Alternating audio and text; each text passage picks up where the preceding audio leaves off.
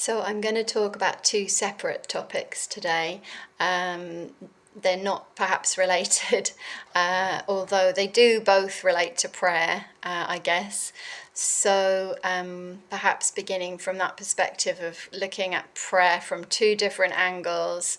So the first topic that I was going to talk about is the feeling that I've noticed in people, because I have an incredible amount of interaction with other people across the world, in my teaching role generally, and in conversations. And I've noticed, at first I thought perhaps it was just myself, and then I noticed this coming up in questions, online forums, people talking about it in my classes, that there is this feeling of uncertainty about what is private and what is public, and that can express itself in so many different ways. So some people might say that they're yearning to move to a forest, or they really would like to have more time alone, and that, I think, is really an expression of the need for privacy, that private part of ourself that wants to be given our attention, like the small, still voice, essentially, inside of ourselves. Other times, people are talking to me about AI, and they're saying, "Oh, it's great! I can ask the AI anything. I'm asking it all my private and personal questions, and it really responds." But they're saying this, I think, almost in a provocative kind of way to say, "Oh wow, I've got this new really good relationship with a robot." So then, after that is the feeling of, whoa, hold on, what have I shared and with whom? It's not a relationship like any other, which is where there's evolving trust, where there is give and take and sharing of life experiences. I mean, I know actually that the robot can surely be developed to do some of those things. And I'm not saying, that a robot can't be trained to respond in a psychologically supportive way, for example, the AI.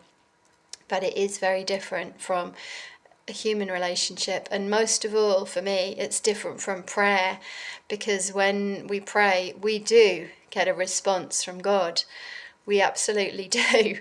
And I think that can be very hard it's a hard concept really to teach, that if you really pray you do get answers.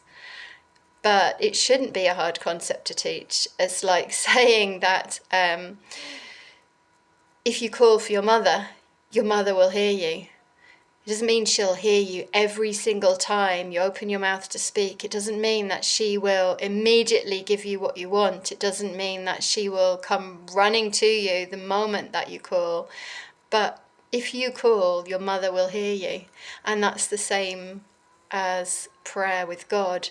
Actually, I was listening to a rabbi speaking on an online video, a rabbi that I follow for his insights into the Breslov path, and he had the great idea that now that everyone is wearing earbuds, we can easily walk around praying out loud to God, and nobody now is going to think that you're crazy. Nobody's going to bat an eyelid, as we say in the idiomatic English, because who knows who you're talking to. So it's like the perfect time to be walking around just talking to God in exactly the way that Rabbi Nachman taught us. We should just talk to God as if we're talking to our close friend. And you can do that on the street. So, first of all, why not try that instead of the AI? I fully understand the attraction of the AI. I use the AI robots myself, and there are definitely times when, it can help to kind of externalize a question that's inside of ourselves. But the difference is, if we ask God, God wants absolutely what is best for us. God has knowledge of our inside interior self, but only with the purest of love and compassion and hope for our future. Whereas, can we say that of the AI? So that again brings me round to the first point about the person who wants to go and live in the forest, or who wants to live completely apart from other humans, which just, I've heard this said quite often lately. And perhaps it is because life is so fast paced. Perhaps it's because people are feeling a lot of stress. But I also think that there's something that people feel they're losing, which is that interiority. It's that very private part within ourselves, which God knows, but really otherwise is hidden, even sometimes hidden from ourselves. It's the absolute inner core of ourselves, and the most fragile, the most precious, perhaps the most indestructible, probably, like the lusbone, the indestructible part of ourself, our soul. And that's, I think, what people are often yearning to retrieve when they're talking about, oh, I need to be away from all this noise, I need to be away from all this. I want to find, I want to find myself in a forest, or I want to find myself on a lowly mountainside. And I certainly know that myself, that feeling that like everything outside is warlike, or everything outside is so loud, everything outside is so demanding of my attention. And if only I could just get back into that kind of intimate embrace with my mother, which I'm talking about, the embrace of prayer with God. The other thing that I wanted to talk about, it's in tune really with my constant questioning about conversion. Like I'm still considering conversion, formal process of conversion to Judaism, and I guess that's something that I don't speak about openly here, because it is again quite a private and personal decision, and it's mainly going to be resolved for me. The questions that I have in prayer, that's definitely going to be the way I'm going to answer my questions on that subject. But I was reading about conversion, and I was reading about how some people have had a very strong experience of the conversion or return to Shuva process. And they were specifically talking about returning to adhesion to all the laws, to compliance with all the God-given laws that were given to Moses, to taking on all of the mitzvot. But what very much fascinated me was the way that they describe this process, which absolutely accords with my own experience of spiritual awakening. So they said that it's about letting God be in the driving seat of your life, or progressively, recognizing over and over, and each time a little deeper, that you're allowing God to guide your life. You're going where God wishes you to go. And I know I've very often said in my teaching that I always want to shy away from and avoid metaphors that make this sound in any way like a kind of overpowering relationship, because as a survivor of trauma, those metaphors even can be very triggering and very off-putting.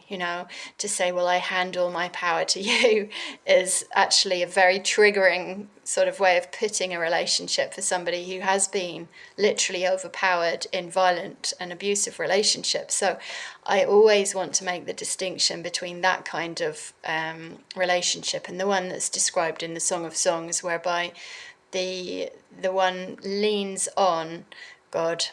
And I think that's much more accurate description of how this actually is in practice as well. It's a leaning on. It's a recognition of our smallness and of the greatness of God, but nonetheless of our intimacy that we can lean on. So that, I think, is what people were describing the relationship as. But they were also saying how they often got a kind of queasy or frightened feeling that they were back at the beginning of school again, when they realized there was another element of their character that they needed to rectify. And again, this is very much the language of the superego, I think, which is not my own personal language. It probably was for a number of years, especially when I was a lawyer. The law is made up of thou shalt not, you shall not. And I know that there's a place for the law, but that isn't my own personal pathway. My own personal pathway is really the path of love and leaning on. And the more we lean on, Yes, the more that we realize that we are being fine-tuned. That's the word that I use for this process, fine-tuned, like an instrument, like a musical instrument, really. And yes, that process can be very uncomfortable, but I don't believe that it's perhaps we can use a physical image that it's like when you begin to exercise and a muscle aches. It's that kind of pain. Because we are changing our ways, we're adjusting, we are being fine-tuned. And I believe that if we give consent to God for that process to take place within us, and it's a consent that we can give many times over, events actually in our life where it may bring us again to a place of difficulty, we realize that we're not going to be able to resolve this by ourselves, and we call out to God and we say, I'm here to help you, God, and please help me.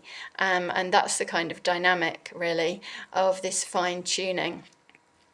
And yes, then we become perhaps more acutely aware of our terror that perhaps earlier on we just suppressed, that we didn't, the terror of being a living animal, which is after all what human beings are.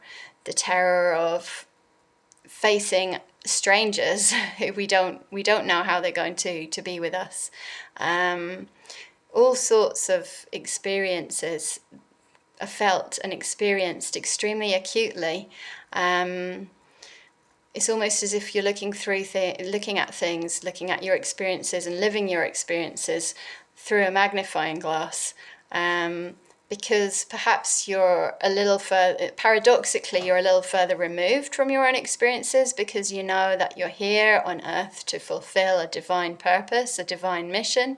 And so you're looking at things from your soul's point of view as much as you can, rather than just identifying with the short-term material gains of this life, really, or of this particular moment, in its material reality. You're looking at things from a different angle, which could be said to be more removed.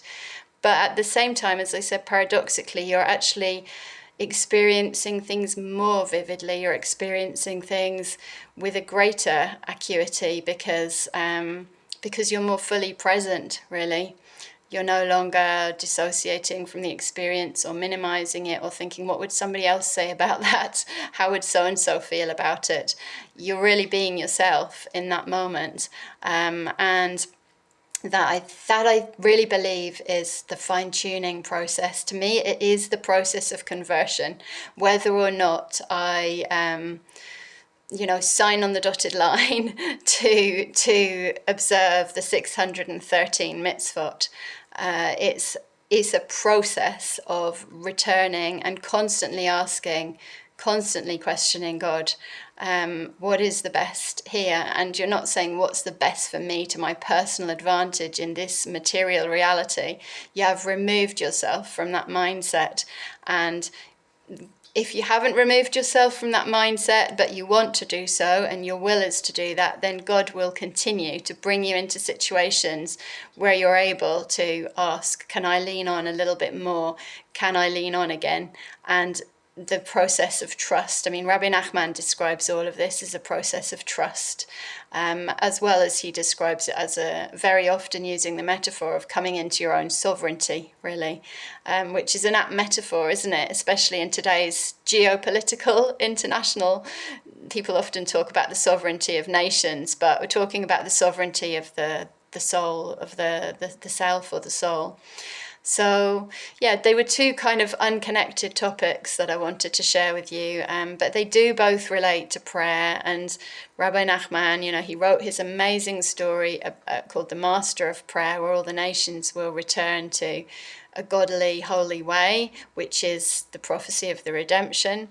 And he called that story The Master of Prayer because it was the one who was teaching prayer, and he was bringing prayer to all of the nations, who became the one who helped them all to return.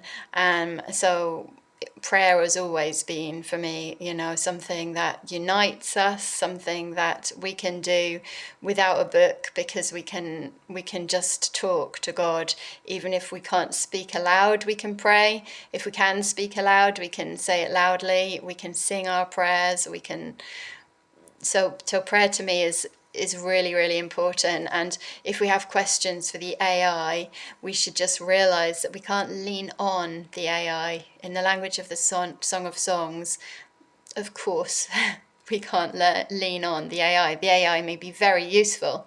It may serve us, and it may serve our goals for humanity even in very many ways. But in terms of its intelligence, it's absolutely nothing, of course, compared to the intelligence of God and the intelligence of God's infinite light. And that the connection that we can make with that is through our prayers.